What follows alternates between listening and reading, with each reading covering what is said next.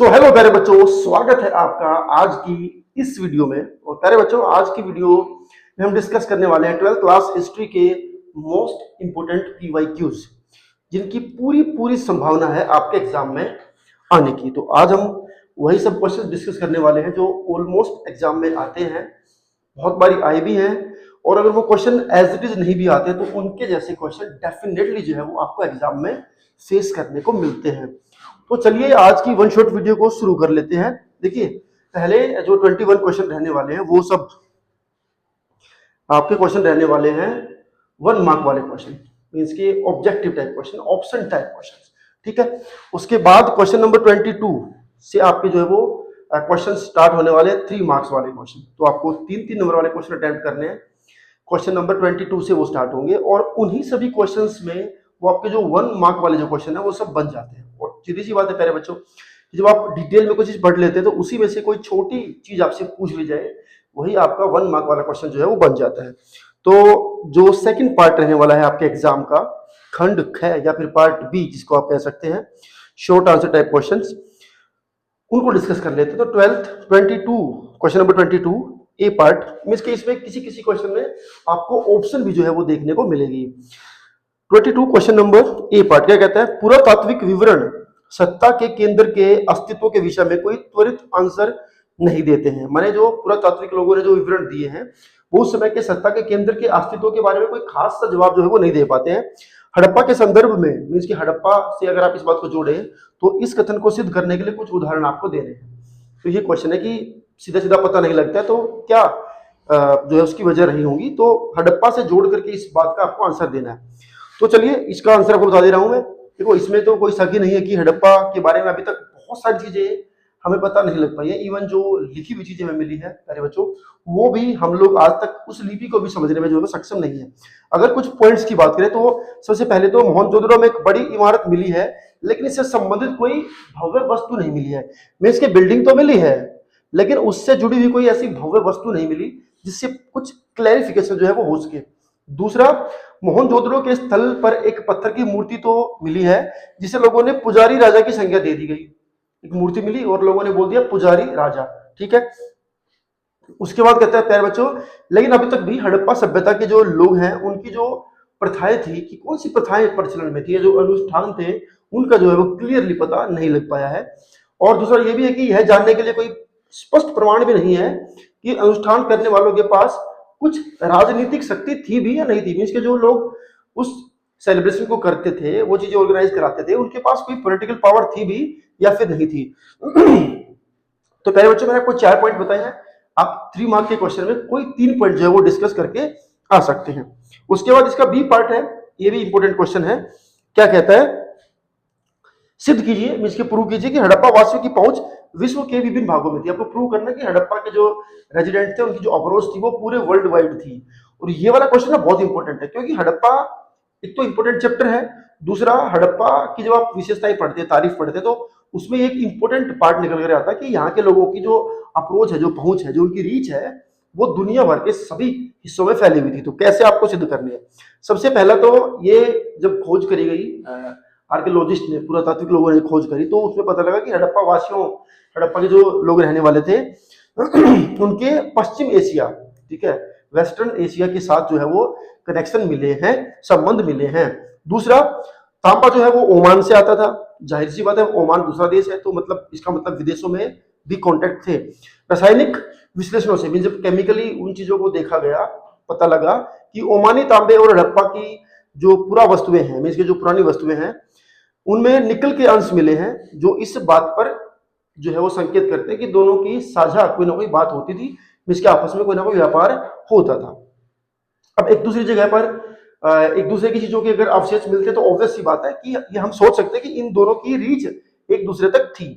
उसके बाद कुछ ओमानी स्थान है जिन पर काली मिट्टी की जो मोटी परत है उससे लिपटे हुए कुछ हड़प्पा के खास बर्तन भी मिले हैं। तो इसका मतलब वहां तक आना जाना था। मेसोपोटामिया की बात करें तो वहां के जो स्थान है उनसे हड़प्पा के कुछ बाट, कुछ मोहर, कुछ मनके वनके, ये सब भी मिले हैं। इससे भी साबित होता है कि वहां तक, उस सभ्यता तक भी हड़प्पा की अप्रोच जो है वो थी।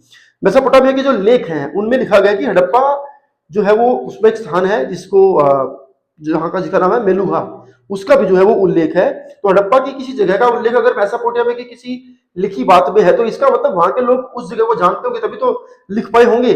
और इस स्थान से तांबा, सोना और ये सब चीजें भी जो है वो मिली हैं। तो इसका मतलब वहां से चीजें आयात होती थी, लकड़ी आयात होती थी। तो ये सब मैंने आपको पॉइंट बताए हैं, तो इन पॉइंट्स में से कोई भी आप 3 पॉइंट जो है वो लिख करके आ सकते हैं। अगले क्वेश्चन पे चलते हैं प्यारे बच्चों। 20वीं शताब्दी में महाभारत के संकलन के विभिन्न चरणों का वर्णन करें। माने 20th सेंचुरी में जब महाभारत को एक बार फिर से कंपाइल किया गया तो उसकी जो प्रोसेस था उसको आपने एक्सप्लेन करना है और किन्हीं 3 बिंदुओं पर आपने जो है वो चर्चा करनी है। तो महाभारत संकलन का जो कार्य था वो 1919 में स्टार्ट हुआ और एक फेमस विद्वान जो है वो वीएस सुखथंकर के नेतृत्व में जो है वो शुरू हुआ। वीएस सुखथंकर, ये आप नाम याद रखें क्योंकि ये नाम आपको 1 मार्क वाले क्वेश्चन में भी याद आ सकता है, वहां पर भी काम आ सकता है। अनेक विद्वानों की टीम ने महाभारत को पढ़ा और उसको कंटेम्प्रेरी तरीके से जो है उसका एक कंपाइल एडिशन जो है वो संस्करण जिसको आप कह सकते हैं उसको तैयार करने की कोशिश करी, शुरुआत करी। तो प्रोसेस क्या था? सबसे पहले तो देश के जितने भी हिस्से हैं हमारे, जहां जहां पर महाभारत लिखी गई है, अलग अलग भाषा में जो लिखी गई है, उन सबको उन्होंने इकट्ठा किया कि भाई देश में मान लीजिए 50 तरह की महाभारत चलती है तो सब इकट्ठी कर ले। उसके बाद उन सभी श्लोकों की, सभी लिपियों की, सभी पांडुलिपियों की आपस में तुलना करी, कंपैरिजन किया और उन श्लोकों को सिलेक्ट कर लिया। मान लीजिए 50 महाभारत उन्होंने इकट्ठा करी, उन 50 में जितने भी श्लोक थे उन सबको आपस में कंपेयर करके देखा और उनमें जो सबसे कॉमन थे, मान लीजिए एक श्लोक है वो इस महाभारत में भी है, इसमें भी है और 25-30 अलग अलग महाभारतों में इस्तेमाल किया गया, तो उसको उन्होंने वहां से उठाया और इन सबको जोड़ करके एक नया प्रकाशन जो है वो निकाला जिसमें 13,000 से अधिक पन्ने जो है वो उनके बने। और इस पूरी की पूरी परियोजना में, इस पूरी की पूरे प्रोसेस में, इसको पूरा होने में 47 ईयर्स जो है वो लगे। तो ये भी आपको याद रखें। इसमें 2-3 क्वेश्चन मैंने आपको जो बताए हैं वो 1 मार्क वाले क्वेश्चन बन सकते हैं कि भाई किसने जो है ये शुरुआत करी इसकी, वो वाला क्वेश्चन भी जो बन सकते हैं। कितने पेजेस थे वो भी क्वेश्चन बन सकता है। कितने साल लगे इस परियोजना को, इस संकलन को पूरा होने में, वो भी इसका एक इंपॉर्टेंट क्वेश्चन जो है वो बन सकता है। उसके बाद क्या कहता है चलिए नेक्स्ट क्वेश्चन पर आते हैं। अल बरूनी उन प्रॉब्लम्स को स्पष्ट करें जिनके कारण अल बरूनी को समझने में बाधा महसूस हुई। तो अल बरूनी को समझने में किन चीजों का सामना करना पड़ा वो आपको बताना है, ठीक है। तो ये जो हमारे बाहर से जो लोग यहाँ पर आए हैं यात्री, उनके बारे में आपको पता होना चाहिए क्योंकि इसमें से कोई ना कोई किसी न किसी एक यात्री के बारे में पेपर जो है वो क्वेश्चन आता है। अल बरूनी ऑटोमेटिकली अपने आप में थोड़ा ज्यादा इंपॉर्टेंट होता है, इसलिए मैंने आपको ये समझाया। तो अल बरूनी को अपनी यात्रा के दौरान बहुत सारी समस्याओं का सामना करना पड़ा और उसने ये फील भी किया कि कुछ चीजें तो हैं जो उसकी समझ में बीच में अवरोध या बाधा या जो है प्रॉब्लम जो है वो क्रिएट कर रही है। क्या क्या प्रॉब्लम है? पहला अवरोध तो या पहली प्रॉब्लम तो थी भाषा, ठीक है। उसे संस्कृत और फारसी या अरबी भाषा में बहुत डिफरेंस जो है वो लगा। संस्कृत जो है अरबी और फारसी से इतनी भिन्न थी, इतनी अलग थी कि विचारों और उसकी जो अवधारणाएं थी, उसकी जो अंदर की जो बातें थी, उनका एक भाषा दूसरी भाषा को में अगर उसको ट्रांसलेट करना था, अनुवाद करना था, तो उसको बहुत मुश्किल लगा। दूसरी जो प्रॉब्लम थी वो थी धार्मिक विश्वास और प्रथाएं। इसकी ये डिफरेंस उसको बहुत ज्यादा लगा और यहाँ की चीजों को समझने में उसको बहुत कठिनाई का सामना करना पड़ा। मान लीजिए आप हिंदुस्तान में रहते हैं और हम मान लीजिए हरियाणा में रहते हैं और हरियाणा से बाहर हम कहीं सिक्किम में जाते हैं या नागालैंड में जाते हैं और वहां जाकर के हमें अगर लाइफ जीनी है तो कुछ दिनों के लिए हमें बहुत प्रॉब्लम्स का सामना करना पड़ सकता है। There are lot of differences, cultural differences बहुत ज्यादा होते हैं।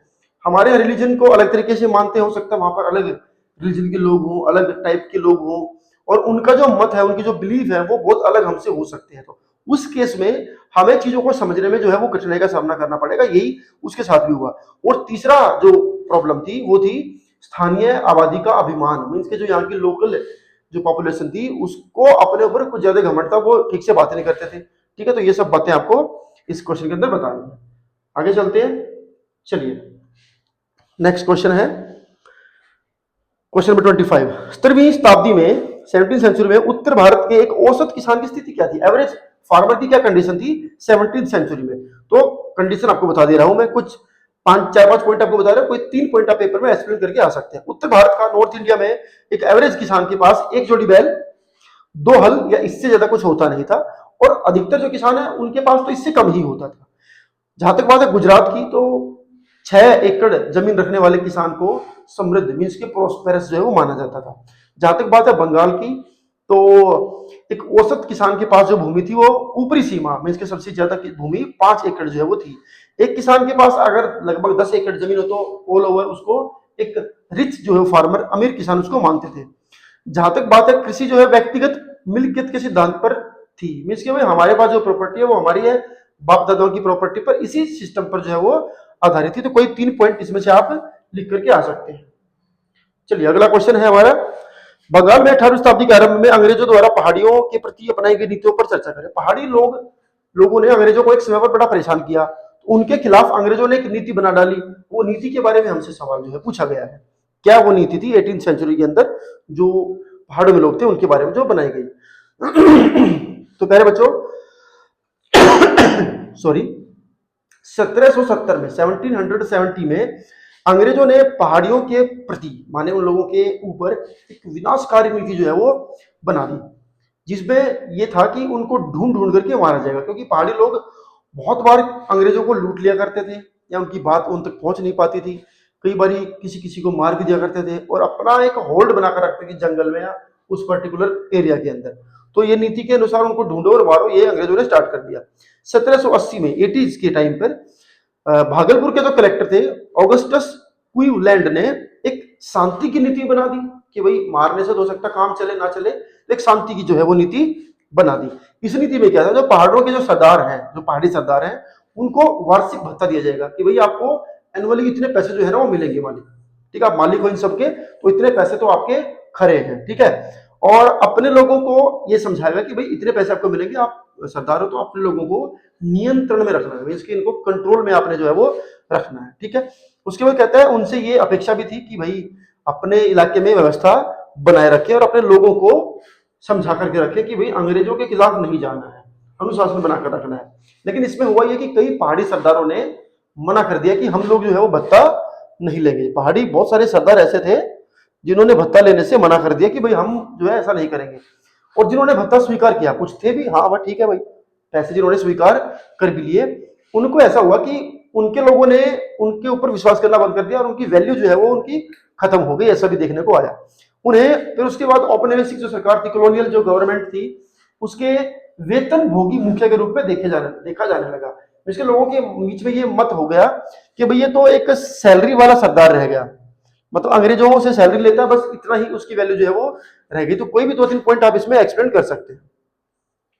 चलिए अगला क्वेश्चन है, अफवाहों और भविष्यवाणियों ने, इसके बहुत सारे रूमर जो फैले और जो प्रेडिक्शंस हुई 1857 के विद्रोह के दौरान लोगों को उठ खड़ा होने के लिए प्रेरित किया। माने कुछ अफवाहों ने ही लोगों को प्रेरित कर दिया, एनकरेज कर दिया कि वो 1857 के रिवोल्ट में पार्टिसिपेट जो है वो कर ले। तो इस कथन में जिन अफवाहों की बात करी गई है या जिन बातों के ऊपर हम चर्चा करना चाह रहे हैं वो क्या है, वो आपको बताना है।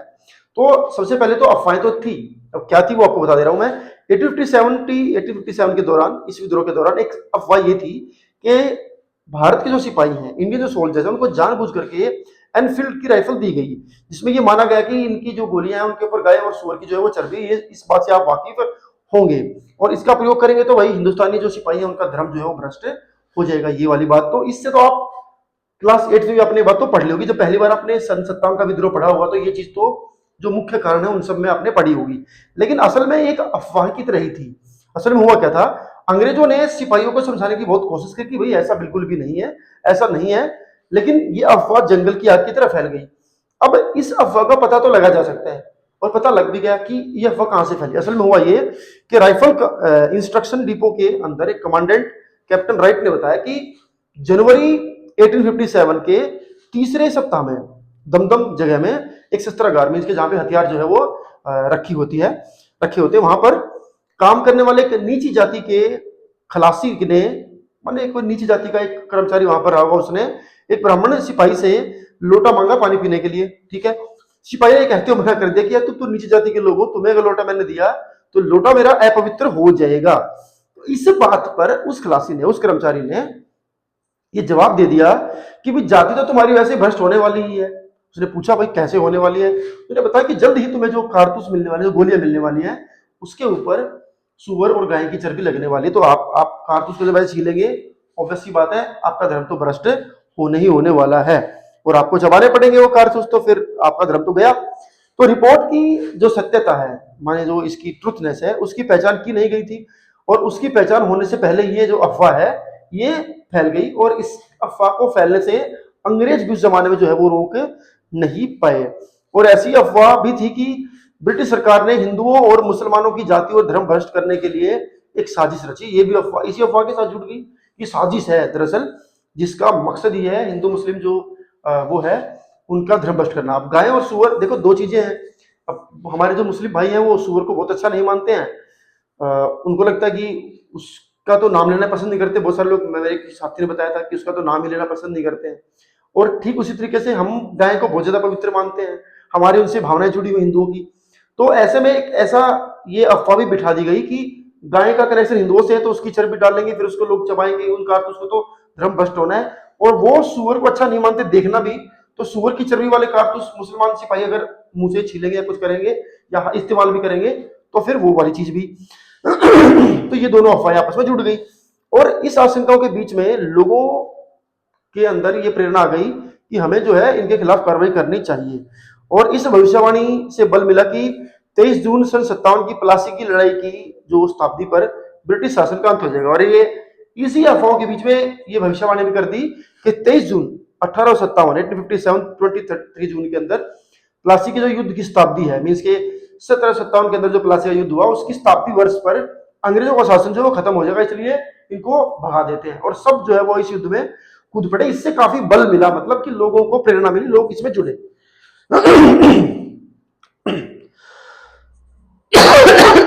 सॉरी प्यारे बच्चों, तबीयत उतनी अच्छी नहीं है लेकिन फिर भी पढ़ाई बहुत जरूरी है, इसलिए ये वन शॉट वीडियो। और इस वीडियो को अगर आप देख कर गए या फिर दूसरी वीडियो का जो लिंक है मैं डिस्क्रिप्शन बॉक्स में डाल दे रहा हूं, आप वहां जाकर के देख सकते हैं उसको। उसमें पूरा वन शॉट है, पूरा पूरा सिलेबस है। उसको अगर आप पढ़ करके जाते हैं तो फिर आपके 80 में से 70 मार्क्स तो आएंगे केवल इन दो वीडियोस के बेसिस पर। ये वाली वीडियो जो कि इंपोर्टेंट पीवाईक्यूज है, और उस वो वाली वीडियोस में पूरा सिलेबस हमने डिस्कस किया है, एक्सप्लेनेशन के साथ डिस्कस किया है। तो इन दो से आपके 70 मार्क्स कहीं नहीं जाने वाले। चलिए अगला क्वेश्चन। अवध की पीड़ाओं की एक श्रृंखला ने राजकुमारों, तालुकदारों, किसानों, सिपाहियों और अंग्रेजों के खिलाफ सन 57 के विद्रोह में हाथ मिलाने के लिए जोड़ा। 3 कारण देकर के चर्चा करें। तो अवध की जो पीड़ा थी, मीन्स कि अवध के अंदर जो प्रॉब्लम्स हुई लोगों को, और बहुत सारी प्रॉब्लम्स हुई, उस प्रॉब्लम्स ने राजकुमार, तालुकदार, किसान, सिपाही, इन सबको अंग्रेजों के खिलाफ जो है वो एक दूसरे से हाथ मिलाने के लिए जो है वो जोड़ दिया। क्या वजह थी? देखिए 18वीं शताब्दी में अवध को कई सारी शिकायतों का सामना करना पड़ा, जिसके कारण वहां के राजकुमार हो या तालुकदार हो या किसान हो या सिपाही हो, इन सब ने सन 57 के विद्रोह में अंग्रेजों के खिलाफ जो एक दूसरे से हाथ मिला लिया। वजह क्या थी वो भी आप जान लीजिए, उसके पीछे क्या शिकायतें थी या कौन सी चीजें जिम्मेदार थी। 1801 में अवध के जो सहायक संगठन थे उनको सहायक संगठन को लागू कर दिया गया, जिसने हुआ ये कि नवाब की अपने क्षेत्र पर शक्ति को सीमित कर दिया। सहायक गठबंधन की नीति लागू कर दी, और ये सहायक गठबंधन की नीति से जो वहां के नवाब थे उनकी जो पावर थी वो जो है कम हो गई, क्योंकि उनकी जो सैन्य शक्ति थी वो विघटित हो गई। भाई नवाब साहब तो अपनी खुद की सेना रखते थे, लेकिन सहायक गठबंधन की भी अंग्रेजों की सरकार काम करेगी, उनकी मिलिट्री काम करेगी, ये वाला रूल जब आया उनकी खुद की जो मिलिट्री है वो उसकी पावर कम हो गई। ब्रिटिश सैनिकों ने राज्य में स्थिति संभाल ली, अंग्रेजों के सोल्जर्स ने कंडीशन को संभाल लिया, और अवध के दरबार से जुड़े ब्रिटिश रेजिडेंट की सलाह के बिना कोई निर्णय लेकर लिया जा सकता नहीं था। इसके वहां पे जो ब्रिटिश ऑफिसर को अपॉइंट किया उसकी मर्जी के बिना कोई फैसला होगा नहीं। अब विद्रोही सरकारों और तालुकदारों पर नियंत्रण रख नहीं सकता था। मैं इसके वहां से नवाब साहब अब अपने खिलाफ जाने वाले किसी राजकुमार या सरदार या किसी तालुकदार के ऊपर कोई उसका कंट्रोल नहीं रहा। अंग्रेजों की अवध के क्षेत्र पर हासिल करने में दिलचस्पी, माने उसके ऊपर अधिकार हासिल करने में दिलचस्पी जो है बढ़ती चली गई, क्योंकि उनके लिए आर्थिक तौर पर, मीन्स की अवध में आर्थिक तौर पर भी देखें और भौगोलिक स्थिति के तौर पर भी उनके लिए बहुत महत्वपूर्ण था। और इस विलय ने, मीन्स की जो विलय हुआ, ये जो मिल गया अवध अंग्रेजों के साथ, इसने तालुकदारों को भी बेदखल कर दिया। अंग्रेजों के आगमन से पहले वे शक्तिशाली थे, सशस्त्र अनुचर रखते थे, मीन्स के उनके साथ आर्म्स वाले सोल्जर जो रह सकते थे, उनके खुद के बॉडीगार्ड जो है वो रह सकते थे, वो किले बना सकते थे, स्वायत्तता का आनंद उनको मिलता था, मस्ती जो है वो कर सकते थे, उनको उनकी अपनी मनमर्जियां चलती थी। अंग्रेज तालुकदारों की शक्ति को बर्दाश्त जो है वो कर नहीं पाए। भाई ये है, चलो राजकुमार भी शक्तियां एंजॉय कर रहे हैं, नवाब साहब भी कर रहे हैं, उनके नीचे तालुकदार भी कर रहे हैं, तो ये उनसे देखा ना गया। विलय के तुरंत बाद तालुकदारों को निरस्त्र कर दिया। भाई अब निशस्त्र कर दिया, भाई अब आपके साथ जैसे बॉडीगार्ड रहना और ये जो एंजॉयमेंट आपकी, ये आप इसको बंद करो। उनके किले तोड़ दिए गए। पहला राजस्व समझौता जो है वो कर दिया गया, जिसे सारांश समझौता के रूप में जानते हैं। इसको सारांश समझौता भी कहते हैं। ये भी आप एक नंबर में क्वेश्चन याद रख सकते हैं। इसने क्या किया, तालुकदारों की जो स्थिति थी और उनके जो अधिकार हैं उनको और कमजोर कर दिया। इस समझौते में जहां भी संभव था तालुकदारों को हटाने की बात कही गई। 18वीं शताब्दी से अवध को इन सब शिकायतों का सामना करना पड़ा। तो बेसिकली जितने भी लोग थे वो सभी अंग्रेजों से नाराज हो गए। नवाब साहब नाराज हो गए, यार हमारे पास पावर नहीं बची, राजकुमार के पास पावर नहीं बची, तालुकदार जमींदारों के पास पावर नहीं बची। तो इन सब ने हाथ मिलाया कि हम सबको ही प्रॉब्लम्स है, तो सभी हाथ मिला लेते हैं। 1801 में अवध पर सहायक गठबंधन लागू हुआ, जिससे नवाब जो है, ये वाली बात हमने डिस्कस कर ली। तो ये जो है वजह थी। ठीक है, चलिए अब आते हैं लॉन्ग क्वेश्चंस पर, जो 8 मार्क्स वाले क्वेश्चन आपको फेस करने हैं। चलिए 8 नंबर के आपको 3 कोई क्वेश्चन जो है वो लिख करके आने अपने एग्जाम में। मौर्य प्रशासन की विशेषताएं बताइए। मौर्य प्रशासन इंपॉर्टेंट है, ये आपको हर हाल में याद करके जाना है। और उसकी विशेषता अगर आपको पता है तो फिर आप कुछ भी उसके बारे में लिख करके इजीली आ सकते हैं। तो विशेषताएं कुछ इस प्रकार से हैं। सबसे पहले तो साम्राज्य में 5 प्रमुख जो है वो राजनीतिक केंद्र थे। मैंने पूरा साम्राज्य 5 मेन राजनीतिक केंद्रों में जो वो डिवाइड था। अर्थात अगर बात करें इन केंद्रों की, तो ये भी आपको याद रख लेना है। पाटलिपुत्र जो कि राजधानी थी, उसके अलावा 4 प्रांतीय केंद्र, तक्षशिला, उज्जैनी, तोसली और सुवर्णगिरी। तो मौर्य साम्राज्य में बेसिकली आपको 5 राजनीतिक केंद्र जो है वो देखने को मिलते हैं। राजधानी क्या थी, पाटलिपुत्र, ठीक है, जिसको आज आप जो है पटना भी कह सकते हैं। उसके अलावा यह भी संभावना है कि जो प्रशासनिक नियंत्रण था वो राजधानी और प्रांतीय केंद्रों के आसपास के जो क्षेत्र है उनमें सबसे ज्यादा मजबूत होगा। भाई ये तो अभी भी ऐसे होता है ना कि राजधानी जहां पर है उसके आसपास का जो सिस्टम है सबसे अधिक मजबूत होता है। प्रॉब्लम्स सबसे लेट वहां पहुंचेगी। सिक्योरिटी के मामले में, हर चीज के मामले में वो सबसे बंधा हुआ जो है वो इलाका हो सकता है ना। तो ये भी संभावना है। उसके बाद कहता है इन केंद्रों को सावधानी पूर्वक चुना गया होगा। इसके जो मैंने आपको बताया 5 केंद्र, इनको सावधानी पूर्वक चुना गया होगा। तक्षशिला और उज्जैनी दोनों महत्वपूर्ण लंबी दूरी के व्यापारिक मार्गों पर स्थित थे। मींस कि अगर आपको पूरे मैप में ये देखना है कि भाई मैं अपने कौन से 5 मेन सेंटर जो है वो चुन लूं, उसके लिए पूरी सावधानी बरती गई होगी। जैसे बताया कि तक्षशिला है या उज्जैनी है, ये दोनों लंबी दूरी के जो व्यापारिक मार्ग थे जिनसे बिजनेस, जिन रास्तों से बिजनेस होता था उस पर स्थित थे। जबकि जो स्वर्णगिरी है वो स्वर्ण पर्वत के पास था, कर्नाटक में, जहां से सोने की खदान जो है वो निकलती थी, उसके ऊपर था। संचार प्रणाली की जहां की बात है तो संचार प्रणाली भूमि और नदी दोनों मार्गों से पर जो है वो मौजूद थी। मीन्स ऑफ कम्युनिकेशन में पानी को भी इस्तेमाल करते थे और जमीन को भी इस्तेमाल करते थे। यह साम्राज्य के अस्तित्व के लिए बहुत जरूरी था। किसी भी साम्राज्य में देखो पानी का ना बहुत इंपॉर्टेंट होता है। अभी आप जब दुनिया भर में जो क्राइसिस चल रहे हैं, इन क्राइसिस में पानी का बड़ा इंपॉर्टेंट रोल है। ठीक है, अमेरिका ने कहा ईरान को कि हम आपको खराब कर देंगे, आपको बिगाड़ देंगे, आपको तोड़ मरोड़ देंगे, कुछ भी कर देंगे, आपकी पावर प्लांट्स को हानि पहुंचाएंगे। तो जो अमेरिका ने धमकी दी ईरान को ये सब करने की, इतना डिस्ट्रक्शन हम करेंगे, तो अमेरिका ने झट कहा कि हम अपने अड़ोसी पड़ोसी जो देशों का जो पानी का सिस्टम है हम उसको खराब करेंगे। तो पानी यहाँ भी जरूरी हुआ। दूसरा पानी, जो कम्युनिकेशन की जब हम बात करते हैं, कम्युनिकेशन में जो समुद्र है, स्ट्रेट ऑफ हॉर्मुज, जो ईरान के कब्जे में है, एक 30-35 किलोमीटर चौड़ा एरिया है, समुद्र का ही एरिया है, दोनों तरफ तो फिर लैंड है। उसमें से जब ऊपर से जितने भी तेल के टैंकर आते हैं या गैस वाले आते हैं, जितने भी आते हैं, जो अरब कंट्रीज से या हम कह सकते हैं कि इन खाड़ी देशों से दूसरी जगहों पर जब सप्लाई जो सामान होता है, इंडिया, इवन इंडिया में भी और चाइना में भी और श्रीलंका में भी, बाकी की दुनिया भर में, वो जहाज तकरीबन वहां से गुजरते हैं। तो उस रास्ते की इतनी वैल्यू है कि ईरान उस रास्ते के दम पर सबको धमका के रख सकता है कि हाँ भाई मैं तो इस रास्ते को खोलूंगा ही नहीं, इसको खराब कर दूंगा, रोक दूंगा, ये कर दूंगा, वो कर दूंगा। और पूरी दुनिया इस बात को समझती है कि स्टेट ऑफ हॉर्मुज कितना जरूरी है। तो पानी का जो रास्ता है, जो कम्युनिकेशन है, जो व्यवस्था बनाता है, वो बहुत इंपॉर्टेंट है और किसी भी साम्राज्य के लिए जरूरी है। ठीक है, जो जिनके पास समुद्र है उनको ये एडवांटेज रहता है कि बिजनेस आसानी से जो है वो हो सकता है, और जिसके पास रास्ता हो उसकी तो बल्ले बल्ले। चलिए, चूंकि केंद्र से प्रांतों तक की यात्रा में लंबा समय लग सकता था, इसलिए यात्रियों के लिए भोजन की सुरक्षा और भोजन और सुरक्षा की व्यवस्था थी। मीन्स कि यहाँ से वहां जाने में लंबा साम्राज्य तो टाइम लगता था, तो जितने भी ट्रैवलर होते थे उनके लिए भोजन की व्यवस्था थी, सुरक्षा की व्यवस्था, ये सब जो है होती थी। यह स्पष्ट था कि सुरक्षा सुनिश्चित करने के लिए सेना होती होगी। मेगास्थनीज ने सैन्य गतिविधि के संचालन के लिए एक समिति और 6 उप समितियों का उल्लेख किया है। तो मेगास्थनीज ने जब कोई किताब लिखी है मौर्य साम्राज्य के बारे में, बताया उसने कि एक बड़ी समिति होती थी इस सब मैनेजमेंट के लिए, सेफ्टी सिक्योरिटी के लिए, और 6 उसके नीचे उप समितियां होती थी। इनमें से एक नौसेना की देखभाल करती थी, दूसरी परिवहन का प्रबंधन करती, मीन्स के एक जो है वो नौसेना को देखती, दूसरी परिवहन को देखती, तीसरी पैदल सैनिकों को देखती, चौथी घोड़े, पांचवी जो है वो रथ, और छठी जो है वो हाथियों के लिए जिम्मेदार थी।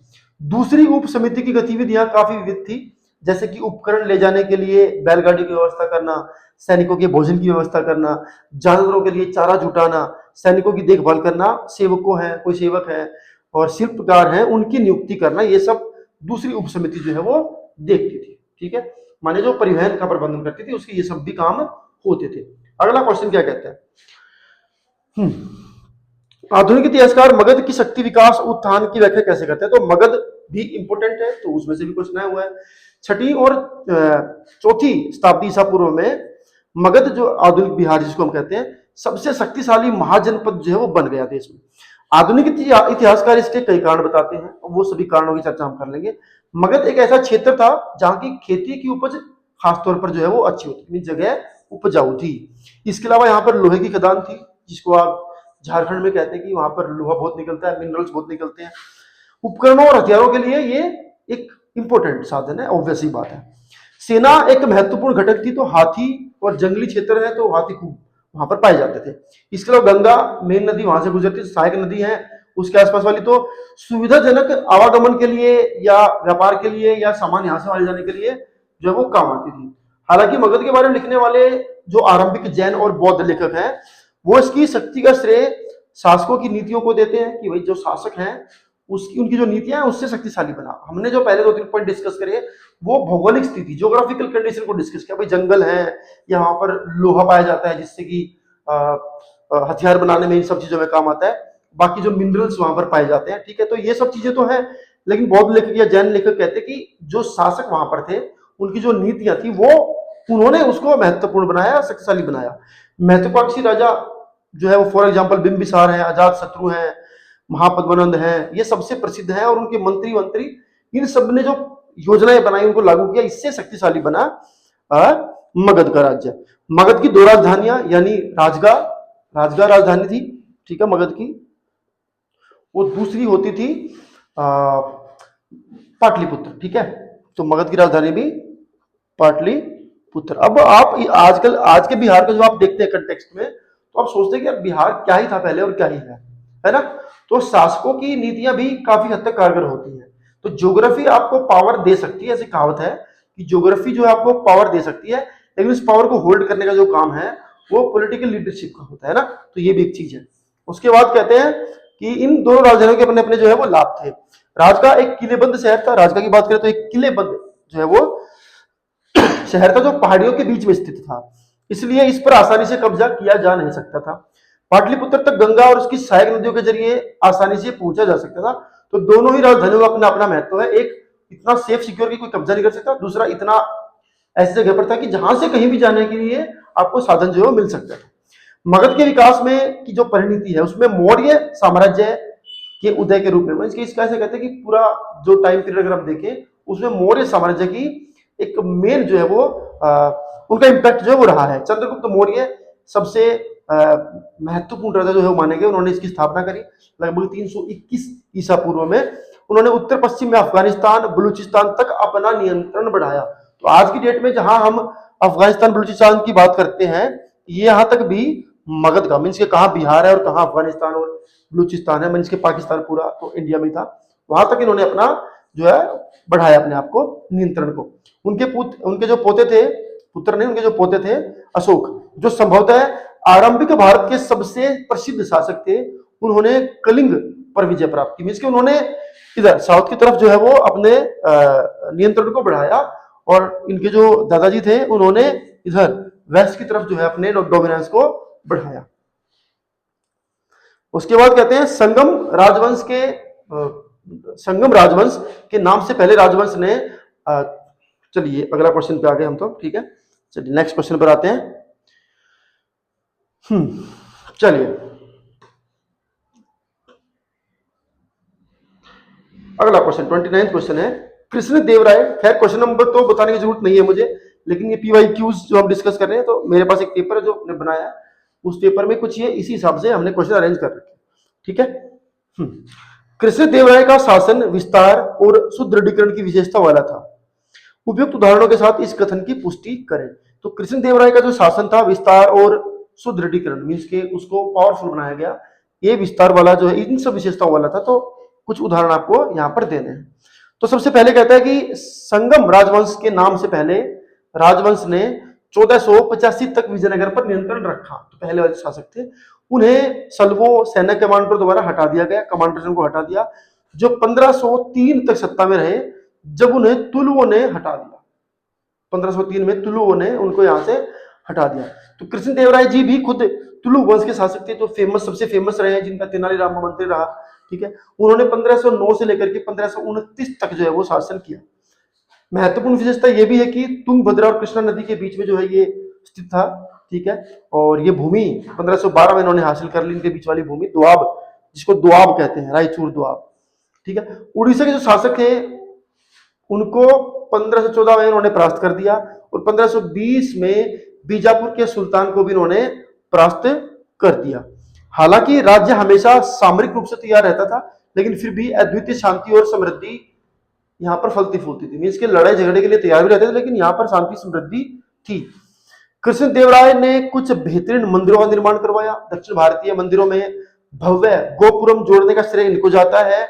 विजयनगर के पास अपनी मां के नाम से नगलपुरम नामक एक उपनगरीय शहर भी इन्होंने बसाया।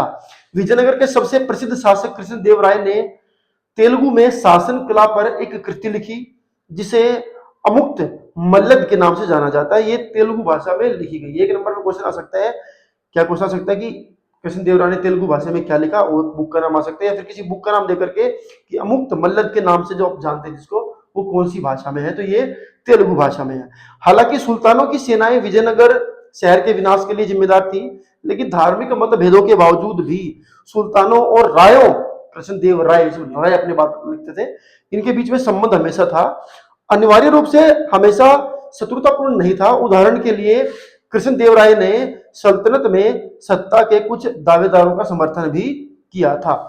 बरबोसा, पेश, फरनावो, नूनिज जैसे कई विदेशी यात्री आए। उन्होंने विजयनगर साम्राज्य के अच्छे प्रशासन और समृद्धि के बारे में लिखा है। तो अंत में ये बात स्पष्ट है कि कृष्ण देव राय जो है वो साम्राज्य के सभी शासकों में सबसे महान थे। ये बात तो सच है। चलिए अगला क्वेश्चन है, 15वीं शताब्दी में फारस के शासक द्वारा कालीकट, कोझिकोड जिसको आप कह सकते हैं, में भेजा गया एक दूत अब्दुल रज्जाक किलेबंदी से बड़ा प्रभावित हुआ। उसने दुर्गों की 7 पंक्तियों का उल्लेख भी किया है।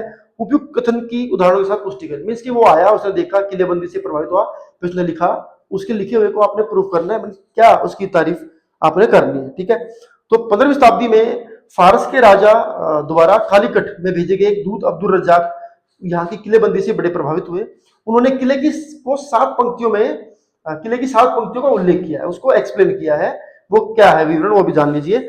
विजयनगर शहर के विभिन्न हिस्से विशाल किले की दीवारों से घिरे हुए थे। मीन्स के पूरा विजयनगर जो है वो जो मेन हिस्से थे उसके, वो किले के अंदर जो है वो बंद थे। ये किले ना केवल शहर बल्कि इसके कृषि क्षेत्रों और जंगलों को भी घिरे हुए थे। मीन्स के आसपास कोई फार्मिंग लैंड है, मान लीजिए महल के आसपास या कुछ पॉइंट के आसपास, तो कहते हैं उसके भी 4 दीवारी होती थी, ठीक है। सबसे भारी दीवार शहर के आसपास की पहाड़ियों को जोड़ती थी। सबसे बाहर वाली जो पहाड़ियां हैं उन तक होती थी। यह विशाल राजगिरी संरचना थोड़ी सी सुंडाकार थी। निर्माण में कहीं भी गारे या किस वस्तु का इस्तेमाल नहीं किया गया था, माने बना दी गई ऐसे ही, कोई गारे वारे का जो है वो प्रमाण नहीं मिला है। पत्थर के टुकड़े फानाकार थे, जिसके कारण वो आपस में टिके रहते। मीन्स कि कोई इन्होंने उसको चिपकाने के लिए मिट्टी विट्टी का इस्तेमाल नहीं किया, खाली पत्थर के टुकड़ों की शेप ऐसी थी कि वो आपस में टिके रहे। दीवार के अंदर का भाग मिट्टी और मलबे के मिश्रण से बना हुआ, लेकिन उसका अंदर वाला हिस्सा था वो मिट्टी मलबे से बना होता था। वर्गाकार और आयताकार बुर्ज बाहर की ओर निकले हुए थे। कुछ वर्गाकार आयताकार बुर्ज जो है वो बाहर की तरफ निकले भी हुए थे। इस किलेबंदी के बारे में खास बात ये थी कि इसने कृषि क्षेत्रों को भी घेर रखा था। तो ये तो एक खास बात है भाई, और ये खास बात है भी कि फार्मिंग जो लैंड है उसके चारों तरफ भी चार दीवारी था कि बाहर का कोई आदमी उसके ऊपर भी हमला ना कर सके और किसान भी जो है वो सेफ रहे। अब्दुल रज्जाक ने यह भी उल्लेख किया है कि पहली, दूसरी और तीसरी दीवारों के बीच में जुते हुए जो खेत हैं, बगीचे और आवास भी होते थे। माने पहली, दूसरी, तीसरी दीवार के बीच में बहुत सारे खेत, बगीचे, आवास ये सब होते थे। दूसरी किलेबंदी नगरीय केंद्र के आंतरिक भागों को के चारों ओर बनी हुई थी। दूसरी वाली जो किलेबंदी है वो जो नगर का जो केंद्र है उसके जो अंदरूनी भाग है वहां बनी होती थी। और तीसरी से शासकीय केंद्र को घेरा गया था, और तीसरी जो लेन है उससे जो शासक का जो एरिया है उसको घेरा हुआ था, राजा वाला, जिसने महत्वपूर्ण इमारतों के प्रत्येक समूह को एक ऊंची दीवार से जो है वो घेरा हुआ था। दूसरा, अगली बात, दुर्ग में अगर प्रवेश करना है तो उसकी जो प्रवेश है अच्छी तरह सुरक्षित प्रवेश द्वार जो है वो होते थे, जो शहर के मुख्य सड़कों को आपस में जोड़ते थे। ठीक है, मेन सड़कों से शहर के अंदर एंट्री होने के लिए गेट बने हुए थे। प्रवेश द्वार विशिष्ट स्थापत्य के नमूने थे, और ये भी एक बढ़िया कला का नमूना होते थे, जो अक्सर उन संरचनाओं को परिभाषित करते थे जिनके प्रवेश को वे नियंत्रित करते हैं। माने जहां पे एंट्री होनी है, एंट्री के बाद आपको जो मिलेगा उसका प्रमाण आपको बाहर ही जो है वो दिख जाएगा। तो अलग अलग जगहों की एंट्री पर अलग अलग तरह की जो है वो कलाकारी देखने को मिलती थी। पुरातत्वविद आर्कियोलॉजिस्ट ने ये कहते हैं कि शहर के अंदर और शहर के बाहर जाने वाली सड़कों का अध्ययन किया और इनकी पहचान प्रवेश द्वारों से होकर जाने वाले रास्तों के अनुरेखण और फर्श वाली सड़कों की खोजों से की गई। तो फर्श वाली सड़कें भी जो है वो गेट के आसपास देखने को मिली हैं। सड़कें आमतौर पर पहाड़ी भूभाग से बच करके जो घाटियां हैं उनमें से घूमती थी, मींस की पहाड़ों पर नहीं चढ़ती थी, घाटियों में से बनती थी। कुछ महत्वपूर्ण सड़कें उनमें से कई मंदिरों के प्रवेश द्वार की तरफ बढ़ी थी। मुझे मेन सड़क है और साइड में कई मंदिर है, तो उस मंदिर की तरफ भी जो है वो एक सड़क निकालती होती थी। इनके दोनों ओर बाजार होते थे और मेन सड़कों के दोनों तरफ जो है वो मार्केट होती थी। चलिए अगला क्वेश्चन, इस बात पर चर्चा करनी है कि एक निजी पत्र और आत्मकथाएं किसी व्यक्ति के बारे में बहुत सारी जानकारी देती हैं, लेकिन ये जो साधन है, ये सरकारी जो ब्यौरा है उससे अलग जो है वो कैसे हो सकता है। तो निजी पत्र, आत्मकथाएं किसी भी आदमी के बारे में जानकारी को एक स्रोत तो है, लेकिन स्वतंत्र संग्राम जो नेताओं ने आत्मकथाएं लिखी हैं, जो पत्र लिखे हैं, आज वे और उनके इतिहास के बारे में हमारे जो महान अभिलेख है वो उनमें से काउंट होते हैं, लेकिन उनकी जानकारियां सरकारी जो डाटा है उससे अलग कैसे हो सकती थी उसको हमने बताया। देखो, निजी पत्र क्या होते हैं, कई पत्र व्यक्तियों को लिखे जाते हैं इसलिए वो व्यक्तिगत होते हैं, लेकिन वे जनता के लिए भी हो सकते हैं। पत्रों की भाषा अक्सर इस एहसास से भी तय होती है कि एक दिन ये प्रकाशित हो सकते हैं, मतलब कभी किसी को मिले ये पत्र तो कभी ना कभी छप भी सकता है, तो ये भाषा उसकी होती है। वे हमें किसी व्यक्ति के विचारों की झलक देते हैं, बिल्कुल सही बात है। पत्रों से हम लोगों को अपना गुस्सा, दर्द, निराशा, चिंता, प्रॉब्लम्स, ये सब भी जो है वो एक्सप्लेन करते हुए अक्सर आपने देखा होगा। जिस तरह से वे खुद को सार्वजनिक बयानों में व्यक्त नहीं कर सकते, माने पब्लिकली जो आप नहीं कह सकते वो अपने लेटर में आप कह सकते। गांधी जी नियमित रूप से अपनी पत्रिका हरिजन ने, उनकी अपनी पत्रिका थी, छपती थी हरिजन, उसने राष्ट्रीय आंदोलनों के दौरान दूसरों द्वारा लिखे गए पत्रों को प्रकाशित करते थे। माने उनके पास जो पत्र आते वो उनको पढ़ते और अपनी पत्रिका में इसको प्रकाशित करते थे। नेहरू ने राष्ट्रीय आंदोलन के दौरान लिखे अपने पुराने पत्रों का एक संकलन तैयार किया जिसका नाम था बंच ऑफ ओल्ड लेटर्स। तो बंच ऑफ ओल्ड लेटर्स के नाम से जवाहरलाल नेहरू जी ने भी अपने बहुत सारे पत्रों को जोड़ करके पब्लिश कराया था। आत्मकथाएं क्या है? आत्मकथाएं भी इतिहास के पुनर्निर्माण के लिए बड़ा महत्वपूर्ण स्रोत है। भाई कोई इंसान अपने बारे में जिसके पास पूरा ज्ञान है, उसकी जिंदगी बहुत बड़ी रही है, वो जब खुद के बारे में लिखता है तो ये उसकी आत्मकथा हो सकती है। जैसे महात्मा गांधी की आत्मकथा बड़ी फेमस है जिसका नाम है my experiment with truth, means के सत्य के साथ मेरे प्रयोग। तो उनकी जीवनी उसमें देखने को मिलती है, लेकिन ये स्रोत आधिकारिक खातों से अलग है, मीन्स के सरकारी जो डाटा है उससे अलग हो सकते हैं। तो वो बिंदु भी जान, सरकारी रिकॉर्ड क्या है? सरकारी रिकॉर्ड अतीत को फिर से बनाने के लिए एक और महत्वपूर्ण स्रोत है। मीन्स के देखो, सरकारी रिकॉर्ड भी बड़े जरूरी होते हैं, क्योंकि हर चीज तो पत्रों में नहीं हो सकती। एक व्यक्ति विशेष के बारे में जानकारी तो आपको मिलेगी, लेकिन पूरे के पूरे समाज के बारे में जानकारी मिलना थोड़ा सा वो होता है। तो सरकारी रिकॉर्ड बहुत चीजों में काम आते हैं, तो उनकी इंफॉर्मेशन कई बार किसी पर्सनल इंफॉर्मेशन से भिन्न भी हो सकती है। तो सरकारी रिकॉर्ड, हाँ, उस समय पुलिसकर्मी है या कोई दूसरे अधिकारी हैं, उनके द्वारा लिखे गए कोई पत्र या कोई गुप्त रिपोर्ट, लेकिन अब उन्हें अभी लेखागार में देखा जा सकता है। इसके उनको तो अब फिक्स करके जो रख दिया गया है वो एक सबूत की तरह से। ऐसा ही एक स्रोत 20वीं शताब्दी की शुरुआत में गृह विभाग द्वारा तैयार की गई एक पाक्षिक रिपोर्ट। ये रिपोर्ट स्थानीय पुलिस की मार्फत दी गई जानकारी पर आधारित थी। लेकिन अक्सर वही व्यक्त करती जो अधिकारी देखते, जिस पर विश्वास करना चाहते। उदाहरण के लिए नमक सत्याग्रह की अगर हम बात करें तो उसकी जो रिपोर्ट है उसमें देखा गया कि गृह विभाग ये मानने को तैयार ही नहीं थे कि महात्मा गांधी जी के कार्यों के प्रति जनता में कोई व्यापक जन समर्थन पैदा हुआ। देखो, महात्मा गांधी के पीछे नमक सत्याग्रह में लाखों लोग थे, लेकिन अधिकारी अपनी रिपोर्ट में इस बात को मानने को तैयार ही नहीं है कि ऐसा हुआ था। तो सीधी सी बात यह है कि ऑफिशियली सरकार जो डाटा तैयार करती है, इवन आज भी कभी भी, वो उनको जो सही लगता है या कई बार उनको जो दिखता है, उनका जो मत है, वो उसके अंदर अपनी रिपोर्ट के अंदर उसी को प्रायोरिटी देते हैं। ऐसी रिपोर्ट छपना जिसमें सरकार की बेइज्जती हो जाए, इसकी संभावनाएं कम है। ठीक है। समाचार पत्र रिकॉर्ड, तो एक और महत्वपूर्ण समकालीन समाचार पत्र भी एक स्रोत है। उस जमाने में जो पत्र छपते होंगे ना, भारतीय और विदेशी दोनों ही समाचार पत्रों ने भारतीय राष्ट्रीय आंदोलन और गांधी जी के राजनीतिक जीवन की खबरों को कवर करने के लिए बड़ी महत्वपूर्ण भूमिका निभाई है। तो उनके पीछे तो जी पत्र लगे रहते थे, अखबारों में उनके बारे में विदेशों में छपता था, टाइम्स मैगजीन में छपता था। तो समाचार पत्रों ने यह भी दिखाया कि आम भारतीय उनके बारे में क्या सोचते हैं। और हालांकि समाचार पत्रों और लेखों को भी हम निष्पक्ष तो नहीं कह सकते, उन लोगों द्वारा भी छपते थे जिनकी अलग अलग दृष्टिकोण होते थे। तो जैसे हम देखते थे वो गोदी मीडिया, ठीक है। तो आज की तारीख में जो न्यूज है, जो समाचार पत्र हैं, आप उनको ये कह सकते हैं कि उनके जो ओनर हैं, अगर उनके ओनर का उठना बैठना गवर्नमेंट के साथ है तो ऑब्वियस सी बात है वो किस तरह की खबर को छापेंगे। तो ऐसा उस जमाने में भी होता था। अगला सवाल, कई विद्वानों का यह मानना है कि स्वतंत्रता के बाद के महीने महात्मा गांधी के लिए श्रेष्ठतम क्षण थे। इस बात पर चर्चा करें। जब आजादी मिल गई उसके बाद वाले जो महीने हैं वो महात्मा गांधी के लिए श्रेष्ठतम जो है वो थे। तो महात्मा गांधी 1947 को राजधानी में आयोजित समारोह में तो नहीं थे, वे कलकत्ता में थे। उन्होंने किसी भी समारोह में भाग नहीं लिया और ना ही कोई झंडा फहराया। वजह अब हम जानते हैं। उन्होंने खुद को समारोह से अलग रखा क्योंकि उनका ये मानना था कि स्वतंत्रता एक अस्वीकार्य कीमत पर मिली, यानी राष्ट्र के विभाजन के साथ। मीन्स के देश आजाद हुआ है और ये एक इतना हमें ऐसी कीमत चुकानी पड़ी है जिसके बदले हमें आजादी मिली। तो वो इस बात से थोड़ा उनके अंदर ही कुंठा थी। उन्होंने समुदायों के बीच आपसी विश्वास और भरोसे की भावना का निर्माण करने की कोशिश करी कि जितने भी कम्युनिटी के लोग दुनिया में देश में रहते हैं, देश में, उन सबके बीच में भावना बनी रहे। और भारत पाकिस्तान के जो लोग विस्थापित हुए यहाँ से वहां, उसके बारे में चिंतित थे।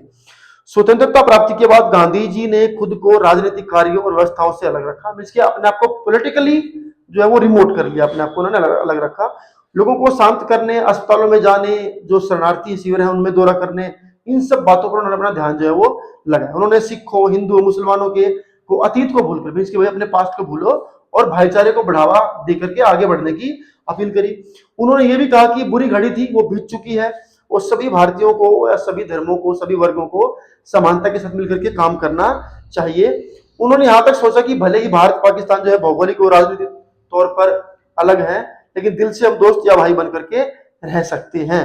और शेष विश्व के लिए भी एक एग्जाम्पल होगा, भाई देखो अलग देश हुए लेकिन फिर भी भाई भाई की तरह रहते हैं। जब भारत को मिली आजादी तब गांधी जी बंगाल में थे। बंगाल में शांति लाने के लिए दिल्ली वो चले गए।